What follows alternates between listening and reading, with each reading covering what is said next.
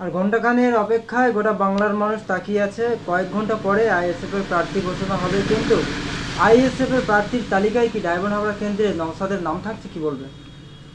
দেখুন, কিছুক্ষণ পরেই ওটা ঘোষণা দেবে। দল এখনও সেইভাবে নির্দিষ্ট করে কিছু জানায়নি আমাদেরকে, তো আমাদের একটু অপেক্ষা করতে হবে যতক্ষণ না ঘোষণা না হচ্ছে। আপনারা নিউজের দিকে একটু লক্ষ্য রাখুন। জোটের সম্ভাবনা কতটা?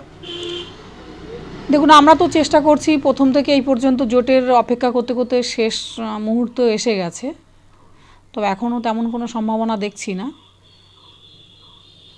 ওনাদের শরিক দলদের সদিচ্ছা তেমন নেই, তাদের সদিচ্ছার অভাব আছে, এটুকু বোঝা যাচ্ছে। সিপিএম বলুন, কংগ্রেস বলুন, তাদের তেমন কোনো জোট করার সদিচ্ছা নেই। যে হাজার হাজার মানুষের একটা ভরসা ছিল যে ডায়মন্ড হাবড়া কেন্দ্রে নওশাদ সিদ্দিকী দাঁড়াবে, নওশাদ সিদ্দিকী যদি না দাঁড়ায় সেই সব মানুষের কি মনোভাব থাকবে, কি বলবো?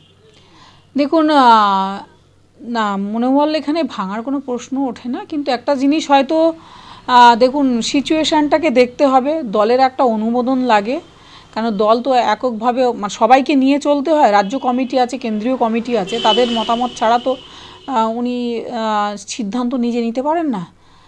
তার উপরে ওনাকে ডিপেন্ড করতে হয়। অনেক সময় আমাদের পার্টির একটা ক্রাইটেরিয়া আছে, সেটা কি হচ্ছে সেটা দেখার দায়িত্ব কিন্তু চেয়ারম্যানের থাকে। নওশাদ যদি ডায়মন্ড হাবড়া কেন্দ্রে দাঁড়ায়, অভিষেককে কি হারাবে? হ্যাঁ, যদি দাঁড়ায় তো অবশ্যই অভিষেক হারবে। ওখানে উনি দাঁড়ালে তো অবশ্যই হারবেন। কিন্তু আইএসএফ নেতারা তো বলছে যে ডায়মন্ড হাবড়া কেন্দ্রে তৃণমূলের একটা শক্ত ঘাঁটি, সেই জায়গা থেকে নওশাদ সিদ্দিকী জিতবে, এটা মানে কিভাবে বলছে? দেখুন, ওখানে শক্ত ঘাঁটি বলতে আপনারা দেখেছেন আমাদের যখন প্রোগ্রাম হয় প্রচুর মানুষের ঢল নামে, সেখান থেকে প্রচুর মানুষ আমাদের সঙ্গে যোগাযোগ করছে, কন্ট্যাক্ট করছে। দীর্ঘদিন সেখানকার সেই ওই ডায়মন্ড হারবার মানুষ বঞ্চিত হয়ে আছে, তেমন কোনো উন্নয়ন হয়নি ওখানকার।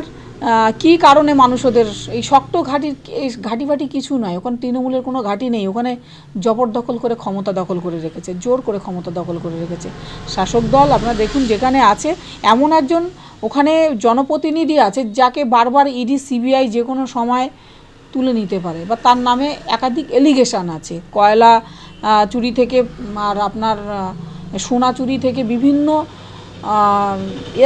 স্ক্যামে এই ওখানকার লোকসভার যে সাংসদ আছে ওনার নাম আছে। লোকসভা ভোটকে কেন্দ্র করে একেবারে তৃণমূল দলের নেতারা তারা ভোট প্রচারে নেমে গিয়েছে, কিন্তু আইএসএফ এর পক্ষ থেকে এখনো কেন ভোট প্রচার হচ্ছে না, এই প্রশ্ন তুলছে সাধারণ মানুষ। দেখুন, প্রচারটা ওইভাবে নেই, আইএসএফ মানুষের মনের মধ্যে আছে। আমাদের এইভাবে একেবারে দলবল নিয়ে সদল বলে প্রচার এরকম কোনো ব্যাপার নাই। টাইম মতো আমাদের প্রচার নেমে যাবে।